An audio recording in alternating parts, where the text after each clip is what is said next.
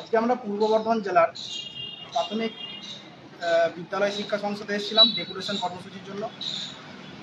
আমাদের পশ্চিমবঙ্গের 23টা জেলাতেই যেমন ডেপুটেশন কর্মসূচি হচ্ছে, যেরকম পূর্ব বর্ধমানেও আজকে এসেছিলাম, ডেপুটেশন গেলাম। আমরা এসেছিলাম, সকলেই এসেছিলাম। এবার হলো এখানে এখনো পর্যন্ত চেয়ারম্যান স্যার আসেননি। এবার এই অফিসে যিনি কর্মকর্তা আছেন, চেয়ারম্যান স্যারের সঙ্গে মানে যোগাযোগটা বেশি, ওনাকেই আপাতত ডেপুটেশনটা দিয়েছি। চেয়ারম্যান স্যার 2:30 থেকে 3টে নাগাদ আসবেন, আমরা অপেক্ষা করবো। তবুও একবার যে ডেপুটেশন দিয়েছি আমরা রিসিভ করেছি, সেটা লাইভটা করা হচ্ছে, সেটা তার রিসিভ কপি।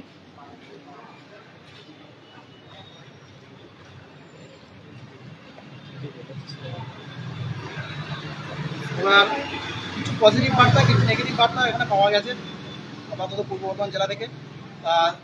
গিয়েছিলেন আমাদের এই মেয়েরা গিয়ে, তারা নিজেদের মুখে বলবেন।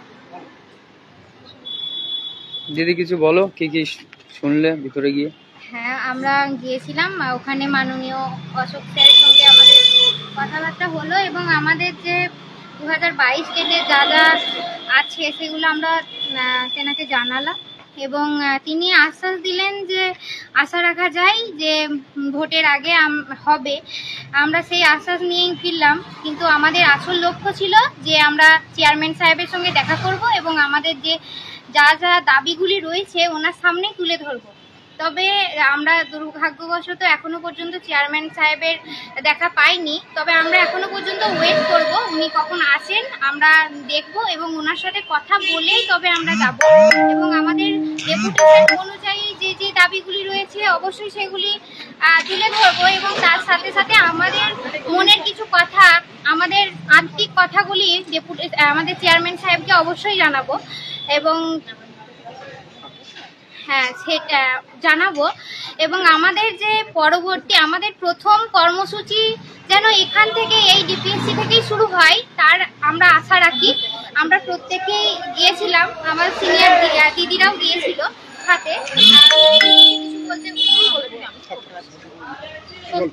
আপনি কিছু বলুন ম্যাডাম, আপনি কিছু বলুন, ভিতরে কি বললো, কি শুনলেন?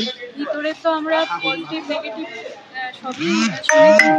তো একটা কথাই যেটা মনে হলো যে 26-এর আগে সম্ভাবনা আছে, কিন্তু আমাদের আগামীতে যেসব কর্মসূচি জমায়েতটা কিন্তু সব থেকে বড় ফ্যাক্টর, যেটা মানে বলতে গেলে হয়ই না।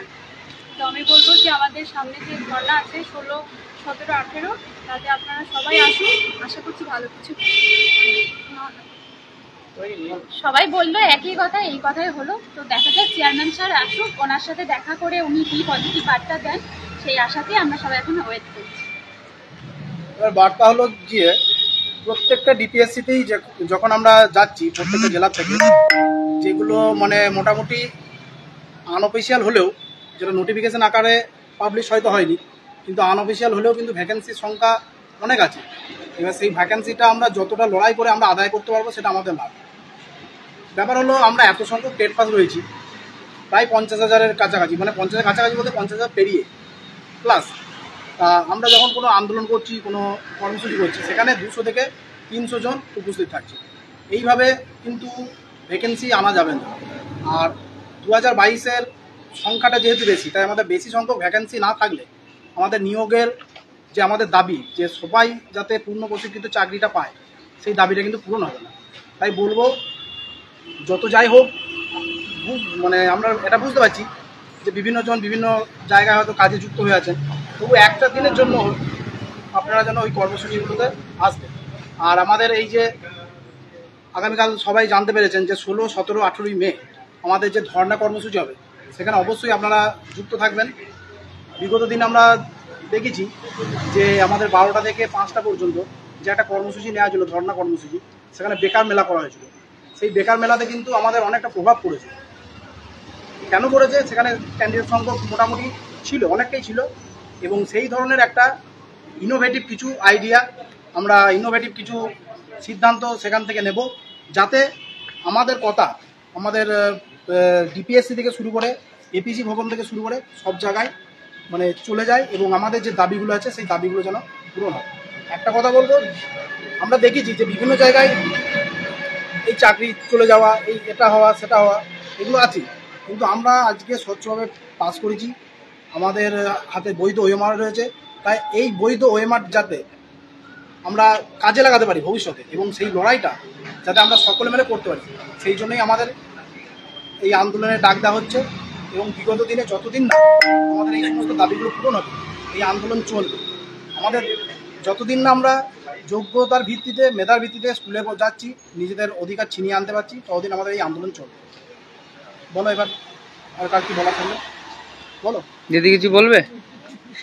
বলো, অনেক দূর থেকে। এটুকুই বলবো যে তোমরা সকলে প্লিজ আন্দোলনে এসো। তার কারণ তোমরা যখন সকলে স্বচ্ছভাবে পাস করেছো, তখন কেন তোমরা আন্দোলনে আসছো না? যত শীঘ্র আমাদের নোটিফিকেশনটা আসে সেটা তো সবার জন্যই ভালো হবে। এবং আমাদের এখানে স্যার যেটা বললেন যে নোটিফিকেশন নিশ্চয়ই আসবে 26-এর আগে, সবাই আশাবাদী থেকো, কিন্তু তার সাথে আন্দোলনটা কিন্তু এসো। তার কারণ আমরা দেখো সকলে এসেছি, তোমরাও সকলে একসাথে এসো। আন্দোলনটা যত বৃহত্তর হবে, আমাদের নোটিফিকেশনটা ততই শীঘ্র আসবে।